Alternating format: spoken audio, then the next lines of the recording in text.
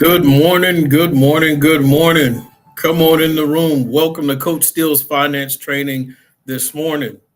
Welcome to Coach Steele's Finance Training. Good morning, good morning. Happy to have everybody in the room. Look forward to talking to you today about a subject. What is the 50-30-20 rule? And I'll only be on maybe about 25 minutes business to take care of. So we'll spend a little time doing some training and then we'll be on about our day. And of course, I know you have things to do as well. But once again, this is Coach Steele's Finance Training. Happy to have you here. You're here with yours truly, Coach Steele, the financial voice of the people. Yes, Coach Steele, financial voice of the people. And if you are new to the team and you haven't been here before, just know that I am streaming live on Facebook and on YouTube. And of course, we want everyone to come on YouTube and subscribe. Go ahead and subscribe to the YouTube page, to the YouTube channel, Coach Steele's Finance Training. You can also find it by typing in at Coach Steele Finance, at Coach Steele, at sign Coach Steele Finance. So look forward to talking to you today about the 50-30-20 rule. Has anyone ever heard of the 50-30-20 rule? Have you ever heard of it before? And it's explained different ways, depending on who you're learning from. And I like to teach it a specific way so people can understand the benefits, the pros and cons of the 50-30-20 rule and how you can apply it to your situation. And I'll be sharing my screen today as well. That way you can look over and see some of the things that I'm looking at. But definitely happy to have you a part of Coach Steele's Finance Training this morning. I am, of course, you see my background's a little different because I am not home today. I'm actually in the Chicago area, maybe about 40 minutes away from Chicago. And so I am out of town taking care of some business. And so taking care of that business with accelerated banking, of course, accelerated banking with the Kwok brothers. So also, if you're watching this video and you are interested in paying off your mortgage at an accelerated rate and your consumer debt, feel free to reach out to me and I will get you situated and get you that information. Most clients who do have a 30-year amortized loan where the bank takes a bunch of money from you over a period of 30 years, most people in those scenarios and situations just know that you don't have to take 30 years to pay off your mortgage. We can show you how to do it in about 5 to 7 years. Okay, good morning, Anitra, to you as well. And so Anitra says she's excited about today's huddle. She's an entrepreneur with a 9 to 5 and actually tuning in before I go to the market to do a pop-up event for my business. So that's pretty cool. And that's who we're also, just learned something new today. I clicked on it and it showed. Anyway, so happy to be here with each and every person. So what is the 50-30-20 rule? Let's see. It's about where I'm at. What time is it? It's about 7:18 where I'm at. I am Central Time Zone this morning. Normally I'm Eastern Time Zone, and normally I come on about an hour. Normally I come on about 9 a.m. Eastern Time Zone, but I have some business to take care of. But next week we'll be back at regular scheduled time. So what is the 50-30-20 rule? I'm going to share my screen so you can look at and see what I see. Let's see here.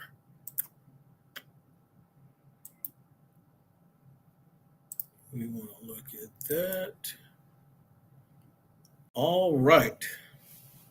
So the 50-30-20 rule is sometimes a budget rule that people use when it comes to their budget. I'm going to make this a little bit bigger so you can see the words as well. Thank you for bearing with me. And so let's go through this and look at it together.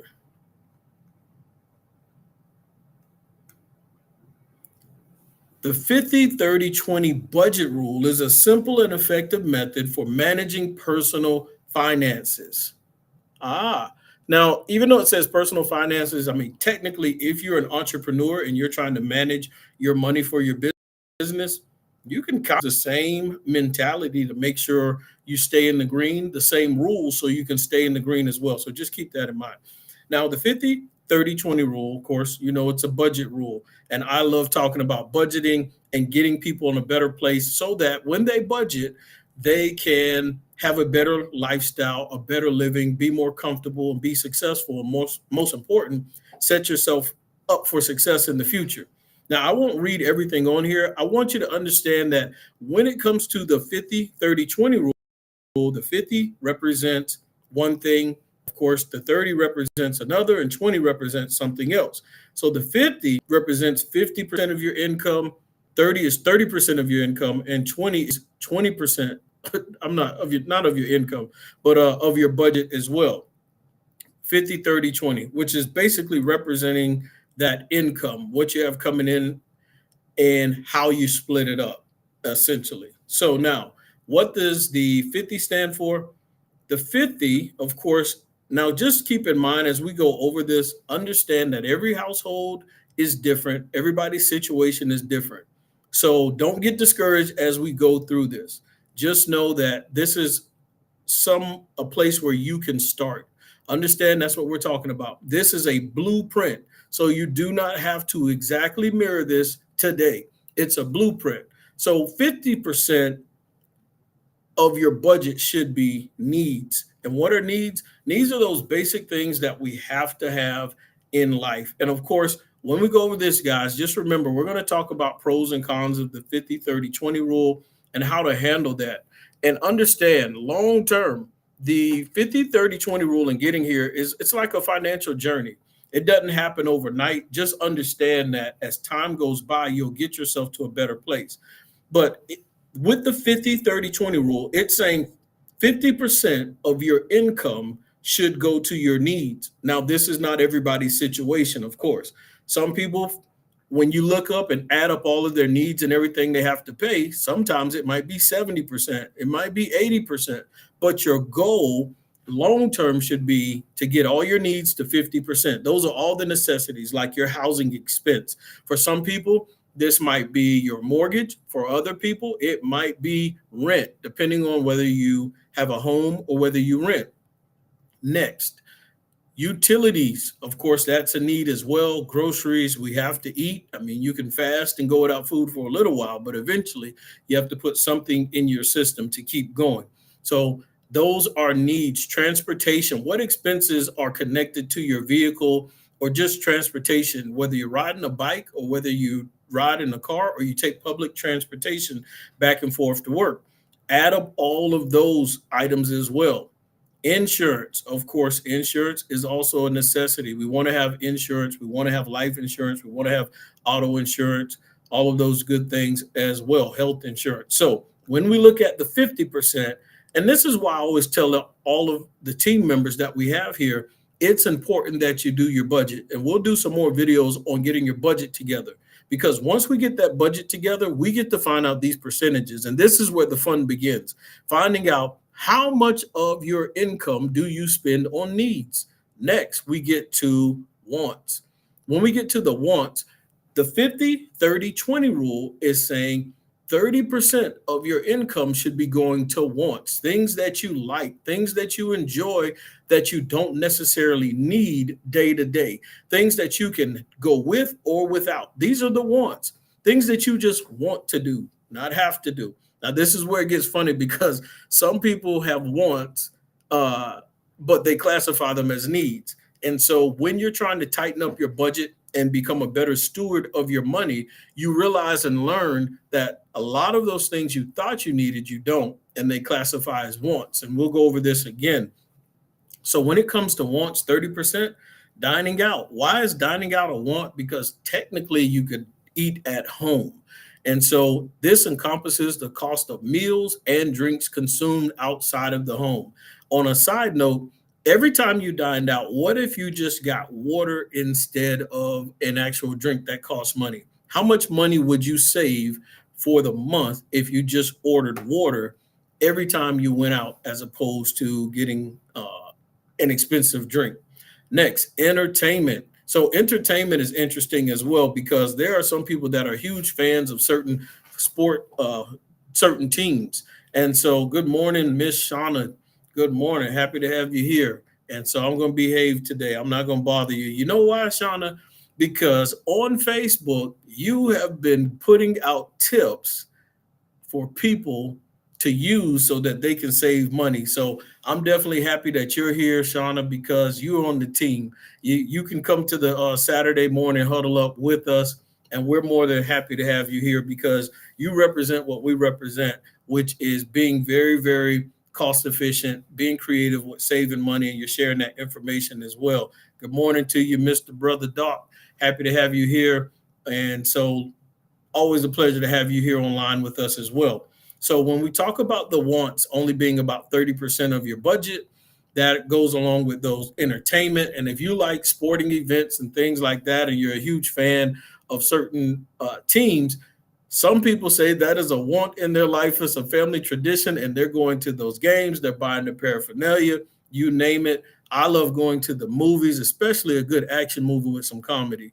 But I understand that even though I love that, going to the movies is like a hobby to me.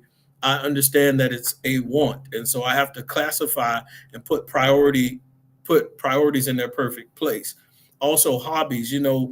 Hobbies can cost money as well, whether you're collecting items or you have club memberships. So we want to classify the hobbies as a want as well. And travel. For some people, if you travel for your job, then that is a need. Then that falls under the need category at 50% and not for travel in the wants. So just understand you have to put everything in context. So travel expense, costs associated with vacation, weekend getaways, and other non-essential trips. So when you're putting your budget together, make sure that you are counting the cost of how much you spend on travel. This one is easy to miscalculate because you'll forget some of the random trips you decide to take throughout the month or month to month. Shauna said, yes, I try. I thank you for not bothering me. Thank you for welcoming me to the huddle.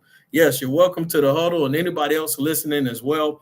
Just know I'm live on YouTube as well, and you definitely more than welcome to join the team over there and subscribe to Coach Steele's Finance Training on YouTube as well. Coach Steele's Finance Training. We're trying to run it up, and we're going places.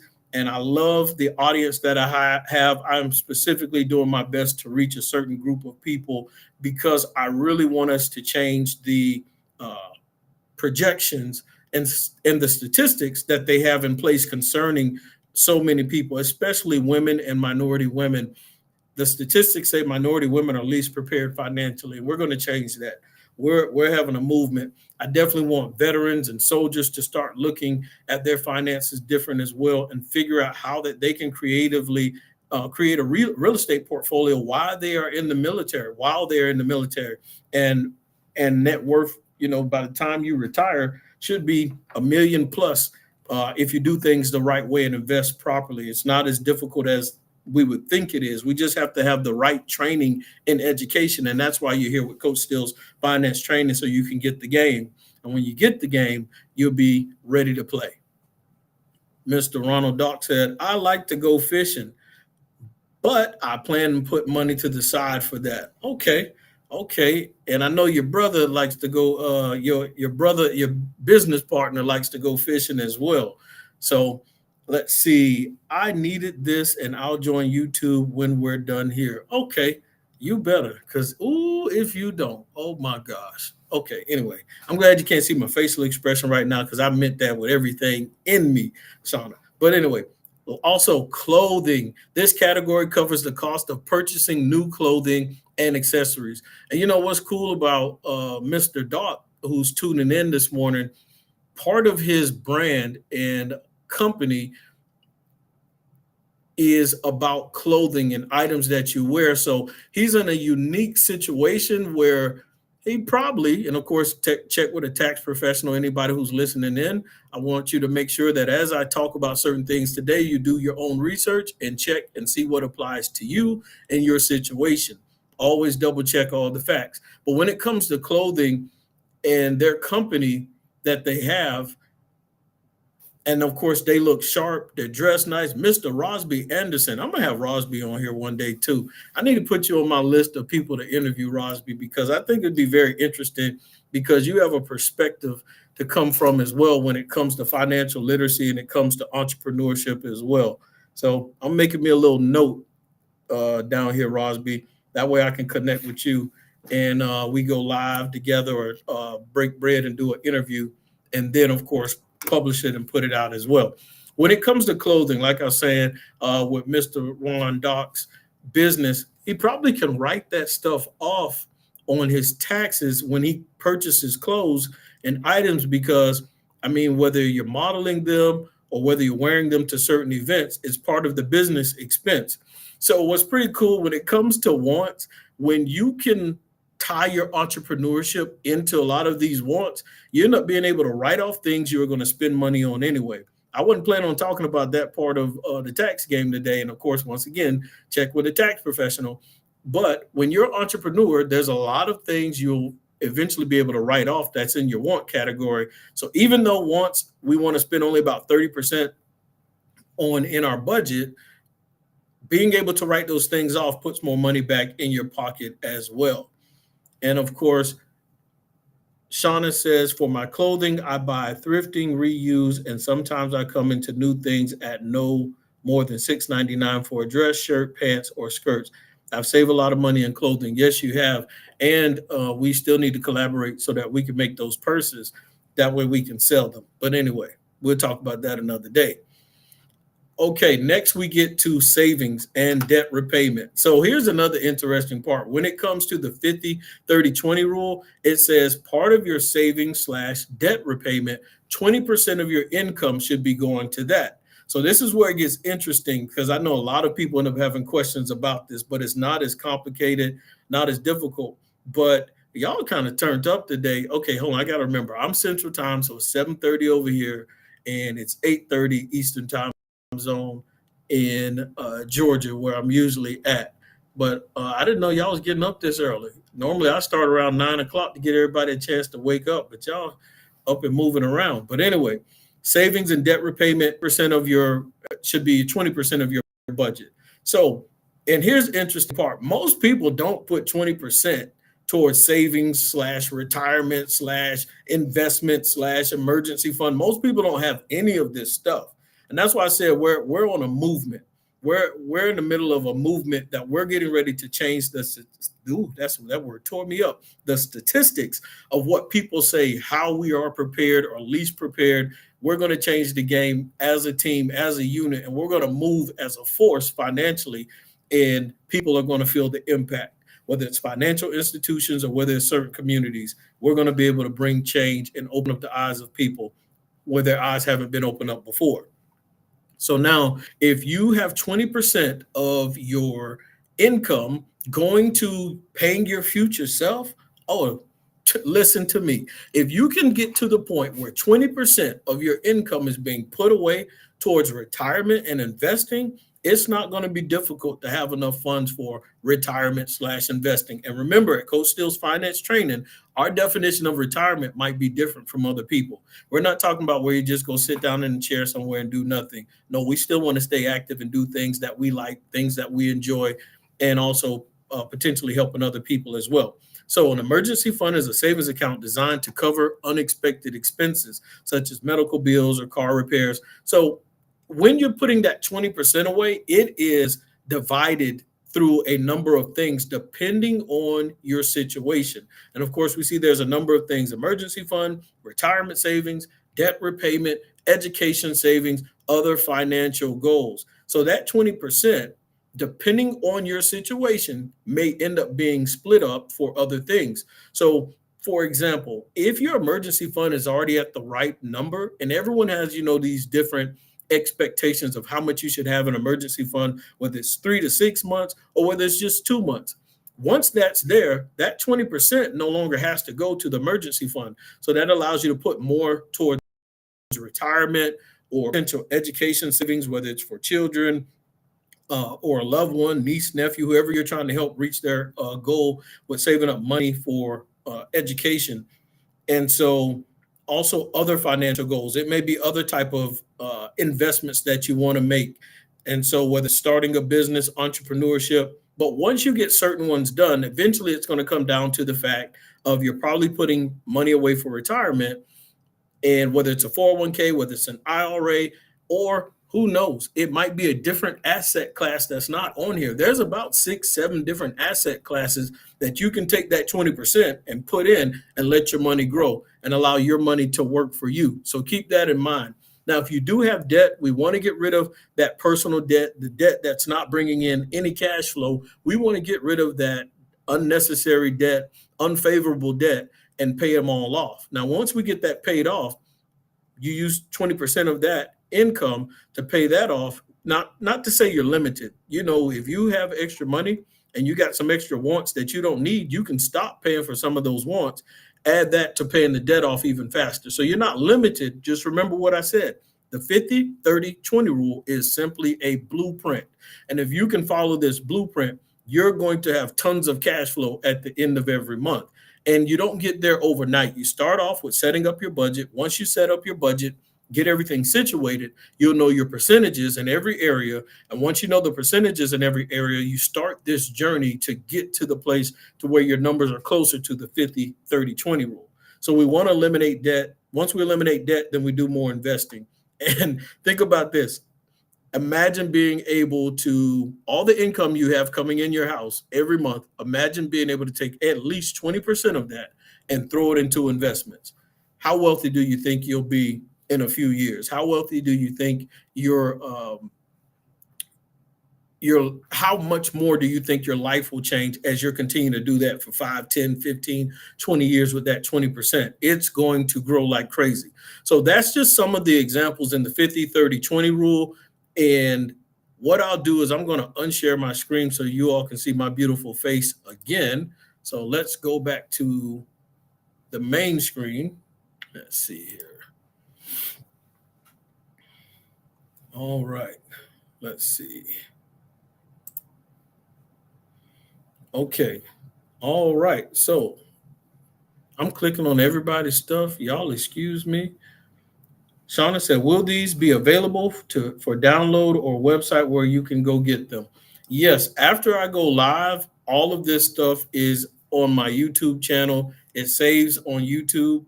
And so in that YouTube channel, Shauna, you'll see a catalog of videos. And talking about a range of things as well.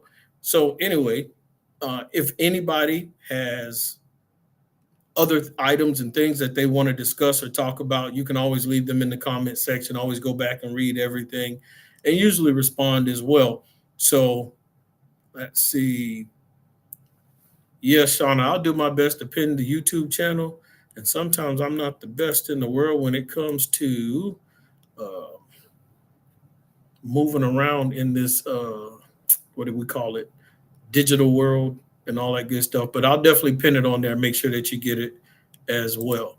So anyway, ladies and gentlemen, when it comes to, and I've got about 5 minutes, maybe 5 to 7 minutes left. When it comes to the 50-30-20 rule, to be able to execute it, first of all, you have to go through, do your whole budget, do your numbers. And I'm putting out some more information on the 50-30-20 rule. So stay tuned. Some great information that you'll enjoy and love to help you understand it better, and the good and the bad. So some people get so caught up in the 50-30-20 rule that they don't realize that there's some flexibility. And once they start doing their numbers, they say, well, how in the world can I only allow 50% of my income to go to expenses when right now I'm at 80%? And what you find is, and it's not always the case, sometimes people who are homeowners, eventually it's easier for them to execute the 50-30-20 rule than someone who rents. Not always the case, but sometimes that's what you end up finding. And even if you're a renter, it's possible to still execute the 50-30-20 rule. So don't be discouraged there as well. Let's see if I can paste this. So I did my best. Hopefully I did it the right way. But that is the YouTube channel, Coach Steele Finance, at Coach Steele Finance. And so understand, don't get caught up in the blueprint of it all and where you are now. It's a financial journey to help you get there. There's pros and cons. Some people get frustrated because they're not there and it looks like mission impossible. And so when it looks like mission impossible, some people would almost rather give up than work on what adjustments they can make financially to get there. And so understand that even when I first started trying to learn the 50-30-20 rule, I didn't get there overnight. It took time. It took adjustments in my budget to give me that flexibility to be able to execute the 50-30-20 rule in my budget. And the same thing for each and every other person. You'll be able to get there. And I tried to pin the YouTube channel in Facebook. I don't know if it made it there, but I also did put it on the stream as well, where it says subscribe YouTube at Coach Steele Finance. So anyway, I'll send it to you after this, Shauna. And so the good and the bad about it is, the good thing is you can get there. You just have to be patient. And it gives you motivation and something to work on financially. It didn't take me 1 year. It didn't take me 6 months. Oh man, me too. Doc, I promise you, if I knew certain things in my 20s, oh, that's why it's important for us to share this information. That's who I'm looking for. I'm looking for the 20-year-olds who are trying to figure out life and don't realize it's not as complicated as they make it. Some of this stuff that we need to execute and do, if we knew in our 20s, we'd be multi-millionaires today. If I knew certain things like this in high school, I probably would have never even went to college. Now, at the time, I did run cross country and track, ended up getting a scholarship to go to college. So I don't know, maybe I would have went, but I definitely would have been focused on my investing in business and other things while I was in college. I definitely would have been working on that more as well. And so the cons, some people get frustrated because their numbers don't line up and add up. But I didn't get frustrated about not being able to do the 50-30-20 rule. What I did, you know what, Shauna, what's interesting is when you say tithing will fall up under the 50, that's why I'm going to do some more training on this. Tithing, it falls up under, in my category, falls up under the wants. Some people like to put it in the 20%, but I don't even put it in the 20%. I want to tithe, and because I want to tithe, so that's a good question. Because I want to tithe, I put it under the wants. And so it goes in the 30% category. And of course, we know tithing for people who do tithe, it's about 10%. And so I still have 20% for wants. So now at the same time, what's interesting for some people, let's say, for example, I don't have a mortgage. So because I don't have a mortgage, like when most people might spend 50% on needs or 60% on needs, with me not having debt, my need category might be around like 33% or something. So I got wiggle room of 17%. So that's what I'm saying. Once you start having fun and playing with this 50-30-20 rule and you get to a lot more, I can potentially put more than 20% towards saving. So I use it as a blueprint. But once again, I'm going to be putting out more information about the 50-30-20 rule and how I use it and the fun with it. Ron said, I would be a millionaire. I send information like this to my grandkids. Awesome. That's what's up. Changing lives, doing things for the next generation. And so Anitra says, do tithing and charitable donations fall under the same category? I put charity, donations, tithing under the 30 because it's something I want to do. I think I got to sneeze, y'all. Hold on. Okay, it's going to go away. So anyway, it's pretty interesting. Good questions. That's the question I always get. Where do I put donations? Where do I put tithing? Most people say, well, if I put it in the 20, doesn't that take away from what? Nope, doesn't. You can put in the wants because you want to tithe. But I understand where Sean is coming from. Like, it's a necessity. It's a need. So, but it's something we want to do. We desire to do. Because when you talk about that, you have a choice. You have options. God lets you say, you can choose to do it or you can choose not to do it. And so when you choose to do it, it's because you want to. So it goes under the wants. Now, for some people to be able to tithe, they may have to go without some of their wants. And so that may cause them to sacrifice more for God as opposed to for themselves temporarily. But anyway, there's other creative things to do, the things you want when it comes to traveling. There's creative ways to travel and efficient, cheap ways to be able to still go do all the stuff you want to do and potentially write it off, on your taxes. Like Doc is an entrepreneur. So if you're an entrepreneur, whenever you travel or go do whatever you want, you probably should be talking some type of business conversations. But anyway, that's a whole nother story. Get with your tax advisor, CPA, whoever.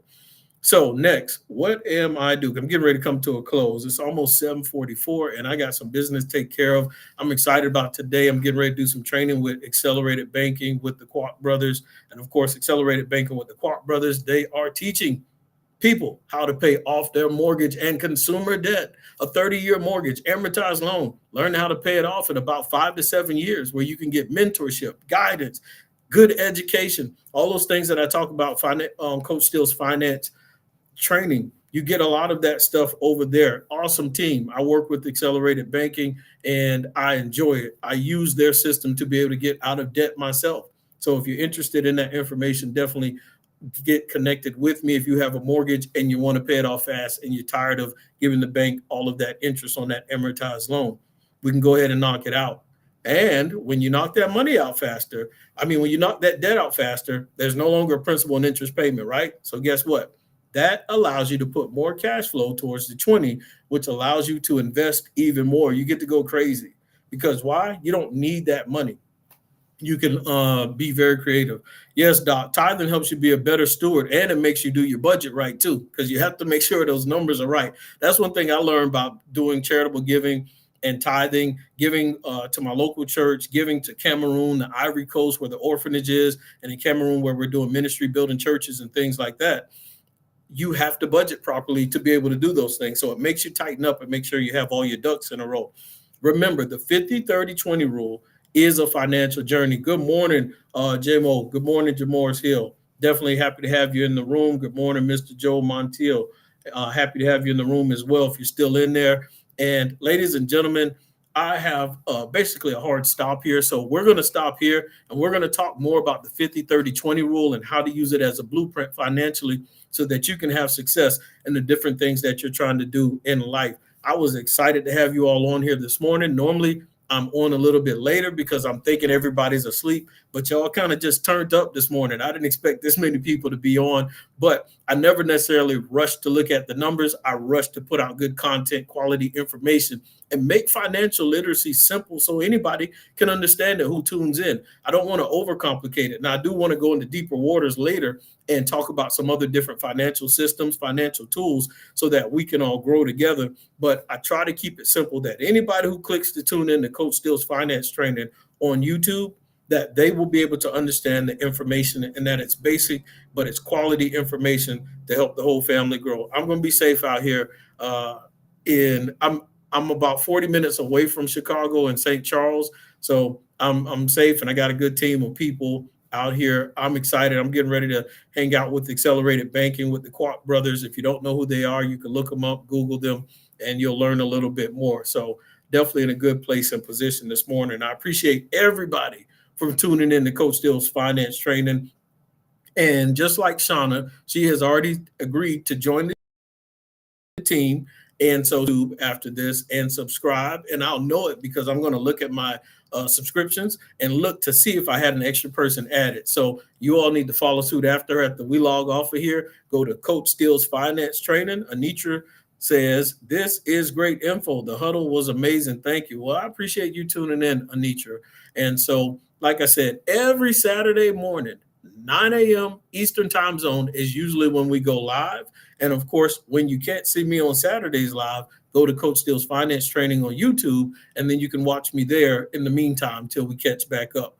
I'm excited about today. I'm so hyped up and energized about today. I don't know if I have time. I might go live later on this evening. I doubt it. But who knows? We'll see what happens. Appreciate everybody tuning in. It's all love. This is Coach Steele, the financial voice of the people. You all have